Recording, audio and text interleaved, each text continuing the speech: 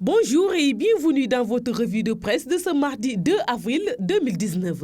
La cérémonie de prestation de serment du président Macky Sall, prévue ce mardi au centre des expositions de Diamniadio, en présence de nombreux invités, est le principal sujet à la une des quotidiens reçus ce mardi au groupe Média du Sud.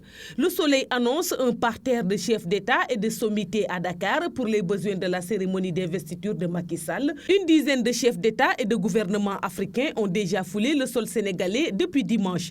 Il s'agit des présidents de la République démocratique du Congo RDC, Félix Tshisekedi de la Guinée-Bissau, José Mario Vaz, du Mali, Ibrahima Boubacar Keïta de la Côte d'Ivoire, Alassane Ouattara, du Niger, Mohamed Issoufou, du Togo, Faure Gnassingbé, du Congo, Denise Sassou Nguesso, de la Gambie, Adama Barrow, de la Mauritanie, Mohamed Ould Abdelaziz, du Rwanda, Paul Kagame. Les présidents guinéens, Alpha Condé, libérien, George Weah et éthiopienne Charles Wok Zewdi sont aussi dans la capitale sénégalaise. L'ancien président français Nicolas Sarkozy et l'ex-premier ministre de la Grande-Bretagne Tony Blair vont également assister à la cérémonie de prestation de serment du président Macky Sall. Ballet de VIP à Dakar, écrit Vox Populi qui parle d'une investiture XXL pour Macky Sall. Une vingtaine de chefs d'État et de gouvernement a débarqué à l'aéroport Léopold Sédar Senghor, Dakar, point de rendez-vous des grands dirigeants africains et de délégations venues du reste du monde.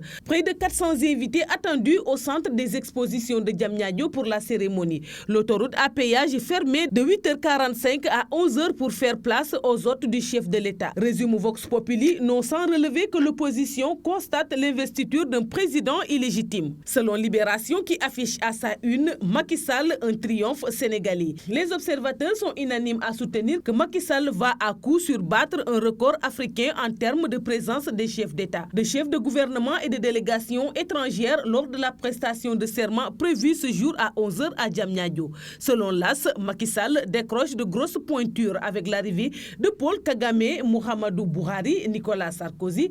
Entre autres, à Dakar, le journal signale que plus de 300 journalistes étrangers vont couvrir cet événement boycotté par les leaders de l'opposition.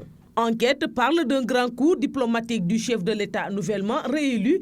Dans le journal, l'ambassadeur Cheikh Gueye souligne que cette présence massive de chefs d'État africains est une première dans les annales diplomatiques. Alors, l'ancien consul général en Arabie Saoudite y voit une opération rachat diplomatique. L'ambassadeur Mam Fodé Ndong estime que les récentes découvertes de pétrole et de gaz ont redonné au Sénégal un nouveau visage sur l'international. Après l'investiture, Macky Sall fera face à ces défis selon Sud Quotidien. Et ce sera parti pour un nouveau bail de 5 ans à la tête de l'État sénégalais.